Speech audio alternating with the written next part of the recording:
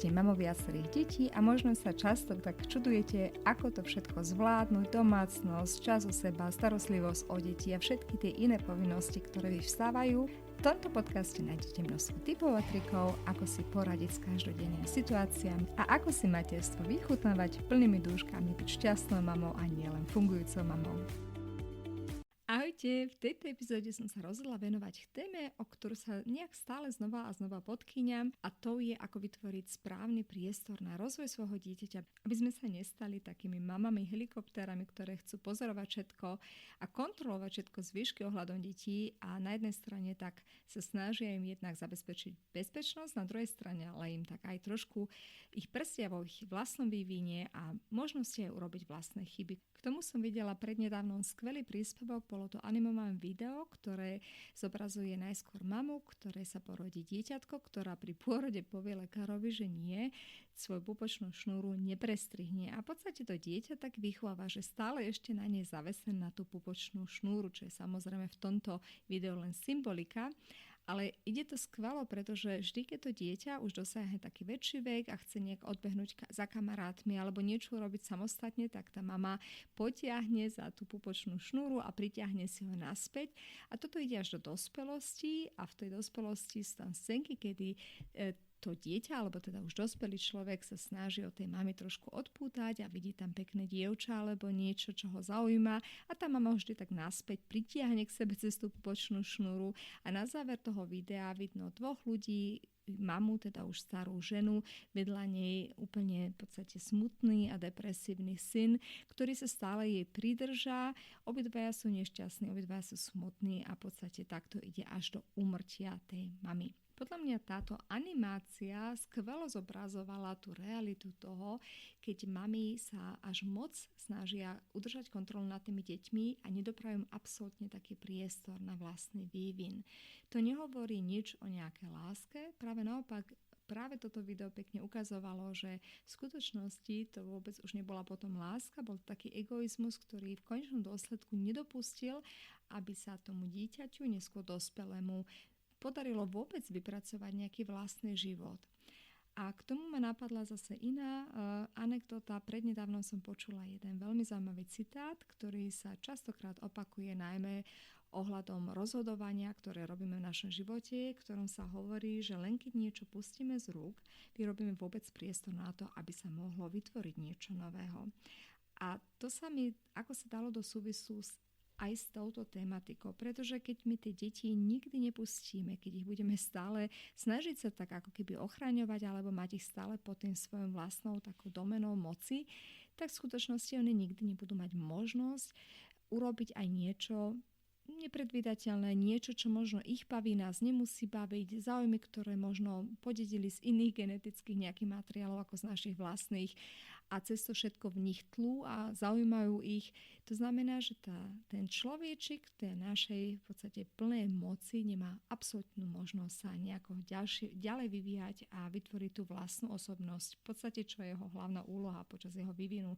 nájsť tú svoju vlastnú osobnosť, zistiť, v čom má silné stránky, v čom má slabé stránky, čo ho baví, čo ho nebaví. A skvelým príkladom sú tam deti napríklad výnimočne talentovaných umelcov. Veľakrát ste už určite videli, že keď bol otec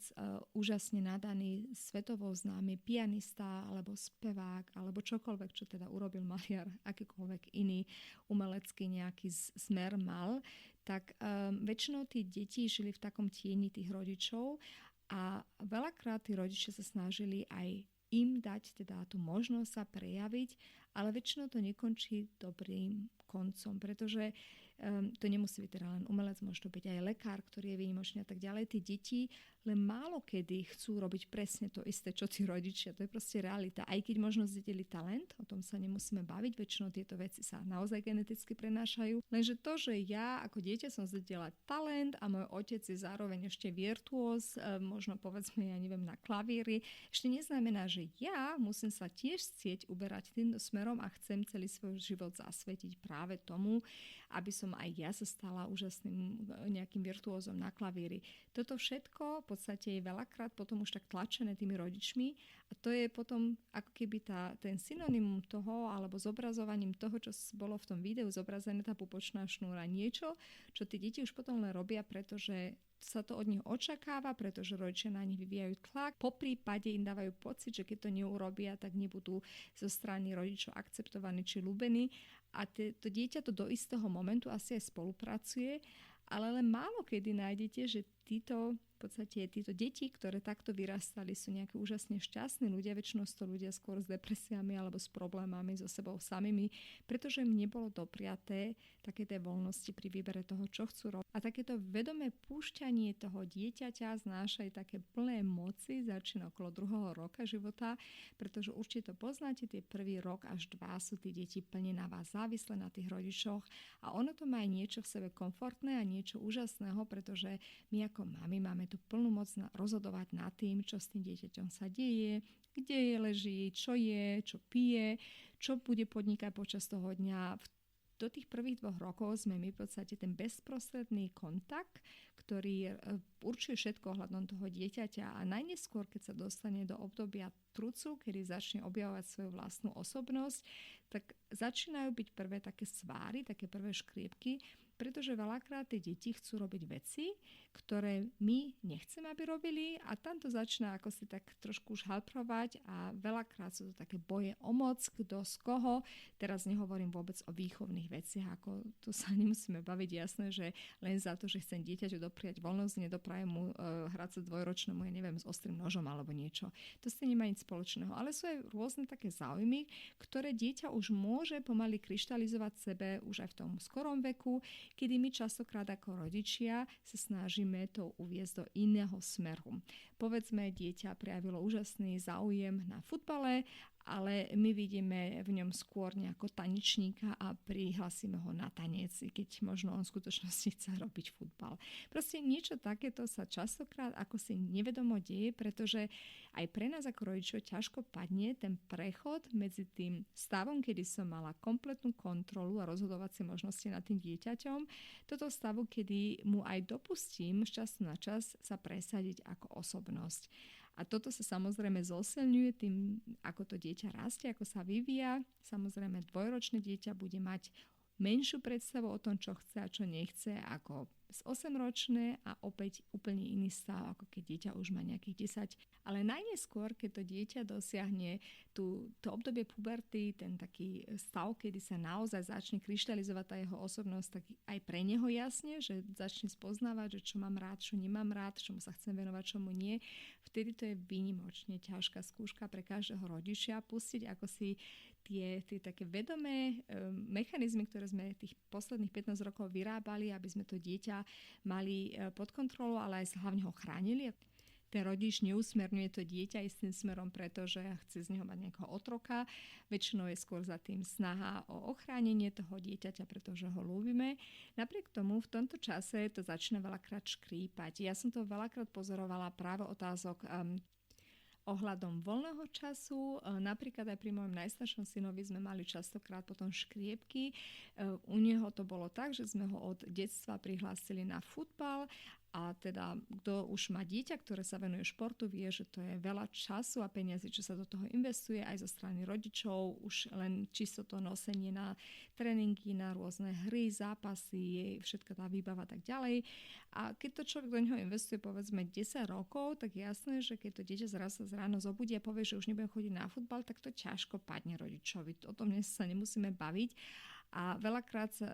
boli tam u nás diskusie, pretože mi nebolo jasné, čo presne mu zrazu vadí na tom futbale, do ktorého sme investovali toľko času a už teda 10 rokov tam bol aktívnym členom. A musím povedať, že nebolo to ani pre mňa ľahké prejsť tým štádiom úplne bez konzultácie. Potom v podstate vystalo, že cieľom nebolo, aby sa flákal niekde s kamošmi, cieľom bolo skôr nahradiť to za iný šport. A to bolo pre mňa úplne OK riešenie, pretože na jednej strane jasné, bolo mi to ľúto, že opúšťa šport, ktorý sme pre ňoho my vypestovali s tým, že v podstate musím povedať, že to nebolo, že by som bola zanieteným fanúšikom futbalu. Tam išlo skôr o tom, že je to spoločenská hra, kde sa teda pracuje v tíme, kde trávia veľa času na vzduchu a tak ďalej. Pre mňa boli tie skôr iné atribúty dôležité pri výbere vtedy toho športu, ktorému sa bude venovať. Napriek tomu mi to nepadlo ľahké, to, čo som pre ňoho vybudovala a kde som do toho investovala ja veľa času. Teraz to len tak pustiť dolu vodou. Keď mi bolo jasné, že to len chce nahrať niečím iným, čo ho viac baví, tak to bolo pre mňa úplne v poriadku. Horšie by to bolo, keby napríklad povedal, že už nechce robiť nikdy šport a bude teraz, 8 hodín za počítačom. To by bola určite alternatíva, ktorú by som asi nevedela tolerovať. V tomto prípade skôr to bolo také, že si presadil tu nejakú svoj záujem, svoju vášeň, ktorú nonovo objavilo svoje osobnosti a to bolo niečo, kde som aj ja musela teda vedomo tie povrazy, ktorým som ho držala a viedla istým smerom popustiť. A preto to spomínam ako príklad, pretože si uvedomím, ako ťažko nám to v tej realite padne, si uvedomiť, že tie veci, ktoré sú od nás už dané od toho detstva, nie vždy musia zodpovedať záujmom nášho dieťaťa. A tak je to taká vedomá hra tohoto dieťa pri sebe držať, na druhej strane mu aj vždy popustiť v niečom, čo si myslíme, že možno skutočne nie je to života dôležité, aj ten futbal určite nie je života dôležitý, keď ho vnímam ako šport celkovo veľmi dôležitý aspekt pri vývoji dieťaťa. Podľa mňa šport vedie deti k disciplíne, vedie aj k tomu, ako sa spracovať alebo ako sa chovať v skupine, team player, mať možno aj nejaké záujmy v zmysle, že sa do niečoho pohrúžim a možno aj pretrvať pri horších podmienkach a teda všetky tie veci okolo športu, ktoré si myslím, že sú veľmi dôležité pre vývoj rôznych charakterových vlastností u dieťaťa. Napriek tomu určite šport ako taký, či už je to futbal alebo akýkoľvek, není života nevyhnutný, proste dá sa aj tam pozrieť po alternatívach a ja som rada, že v podstate u nás to celkom dobre dopadlo. Syn si našiel iný druh športu, ktorý ho baví, už to robí teraz 2 roky aktívne. Toto sa nedieje teda len v puberte alebo v skorom veku, toto sa deje v podstate neustále aj najneskôr, keď vaše dieťa si nájde partnera do života a chce teda opustiť dom a teda udať sa vlastnou takou cestou samostatnosti. Myslím, že to je takéto najťažšie pre tú mamu preklenúť a zmieriť sa s tým, že to dieťa opustí teda to hniezdo domáce, ktoré sme pre ňoho vytvorili. Napriek tomu zase na druhej strane je to presne ten cieľ, ktorému ho sme posledných pár rokov viedli, aby bol samostatný, aby prevzal zodpovednosť za svoj vlastný život. Takže v podstate, ak sme všetko urobili správne predtým, tak práve toto je také vyvrcholenie nášho snaženia. A tam často tiež vidno, ako niektorí rodičia tú situáciu nezvládnu, ako sa potom miešajú, povedzme, do nového manželstva alebo do výchovy svojich vnúčat, ako sa stále snažia nejako miešať tam karty a ponechať si tú silu, tú pupočnú šnúru, ako v tom spomenutom videi a ako to veľakrát len vedie ku konfliktom, dokonca takým konfliktom, ktoré eskalujú tak, že tie rodiny sa navzájom potom už vôbec nemajú kontakt, pretože to tam potom eskaluje maximálne a proste sa prerušia úplne kontakty a k ničomu to nevedie. Preto možno také zamyslenie na túto tému, neviem, v akom veku máte vy vaše dieťa, neviem, v akom vývojovom štádiu sa nachádza a do akej miery potrebuje takú tú vlastnú samostatnosť a ten priestor na vlastný vývoj, ale skúste si vždy, keď budú takéto boje o moc, spomenúť na ten obraz tej mamy, ktorá svoje dieťa na pupočnej šnúre ťahala celý život za sebou a tým mu v podstate neumožnila žiť svoj vlastný život, ale ho v podstate obrala o tú možnosť sa osamostatniť, obrala ho o tú možnosť mať aj vlastné záujmy, mať vlastné nejaké možnosti v tom živote, pretože všetko mu ona nadiktovala vopred a tým pádom celý život sa len ťahala za ňou a nebol šťastný v konečnom dôsledku. Dúfam, že vás táto úvaha zaujala, veľmi sa teším, že ste tu boli so mnou a ja sa na vás teším opäť o týždeň.